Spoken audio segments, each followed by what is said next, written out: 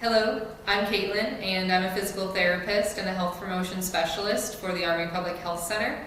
I wanted to reach out to our community today to talk about the importance of physical resilience. And today I have Yesenia, who is a member of our community who has tested positive for the coronavirus and is currently on isolation. Hello, Caitlin. Thanks for having me. Yes, it's been 9 days since I tested positive, and actually I'm feeling pretty good, and I'm excited to share my own personal experience with the leaders and the community out there. Well, I'm sure a lot of people are really excited to hear what your experience has been like. Speaking of that, what have your symptoms been since you were diagnosed with having that coronavirus? So initially, the first 2 days, I had some tickling of the throat, and then after that, and some soreness of throat, but then after that, it just followed with an extreme cough. I did not have a fever at all, but the cough and my chest was really tight, so I had a difficult time breathing. So those were my initial symptoms, and really the most symptom that I had was the cough. What I did realize about 5 days ago, is that I lost some sense of smell too. So yeah, but those were my symptoms. Very interesting. Well, today I wanted to talk about 3 important aspects that people should be thinking about with their health while they are on quarantine or isolation. We have nutrition, physical activity, and sleep. So I want to start with nutrition because a lot of people are hyper-focused on just the caloric value of food and they're not really looking at the nutrient base of what they're eating. So how has your diet changed with being on isolation? So basically, I have not had to change anything of my diet. So I've been able to maintain my healthy eating habits, but really thanks to the community who's been reaching out to me and asking me what I need and dropping it off at the door. So that's been awesome. But I have been able to continue to eat like my fruit, my yogurt, and oat milk for breakfast. And also I've gotten a lot of avocados, and I've been making such great use out of them. Putting them on toast, making an avocado dip, and using them in my salads.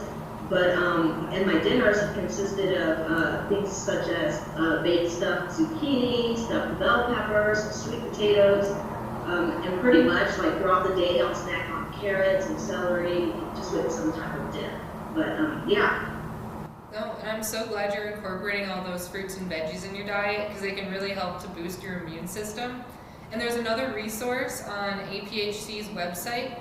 It's called Meals in 15 Minutes or Less. And it can just help other people meal plan healthy meals, and especially if they're on a tight budget for time. Yeah, I feel like my nutrition habit has allowed me to recover a bit faster. I have more energy, and I've definitely felt a difference in how I feel when I eat healthy versus not. Especially during this time of recovery, I think it's important. Yeah, well, now I want to move on to my favorite topic, the importance of exercise. Mine too. So you can do resistance training to improve your muscle and bone strength. And there's also cardio activities that you can do for improvement of muscle strength and endurance and your cardiovascular system.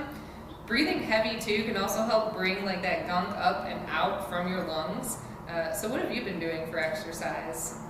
So I especially care about the immune function of exercise, but I begin my day by just opening the doors and breathing fresh air, whether it's cold or hot. I mean, cold here and hasn't been lately, but I have a bike trainer here at home that I've been able to utilize, and initially I had a hard time breathing, so I could only ride up to like 5 miles, so I had a little bit of difficulty breathing, but I was able to maintain my daily routine, and I can ride a little bit longer now. Thanks to technology, I've also been able to conduct a routine exercise every day that there are so many applications out there that people can use that provide such great workouts.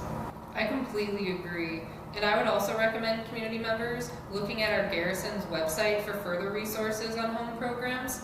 And APHC has an article called Homemade Fitness, and it gives people some ideas of things that they can do at home without any equipment for exercise.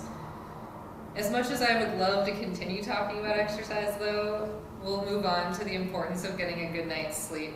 Because this is the time our body has to focus and make repairs, do some maintenance. How's your sleep been? So honestly, my sleep has always been difficult. I've always had a hard time sleeping, but it almost seems, probably because my mind's always on the go, but it almost seems like since I've been on quarantine, I've been able to get up to 8 hours of sleep or even more. So prior to going to bed, I usually take a warm shower that relaxes me, and then I have this Calm app that I play that normally just puts me out completely. So what I found is that sleep has helped me get on my way to recovery. I think I've recovered a little bit more faster, and in the morning I feel so much more refreshed. It's like in the morning I'm not dragging, so it's awesome. No, and I think those are some great tips that our community members can use to help get a good night's sleep. And I also just love like how positive you've been throughout this whole process, because I think just having a positive attitude is really going to help with dealing with the stress of everything going on right now. I love seeing your Facebook videos of your journey with the coronavirus, and I look forward to seeing more.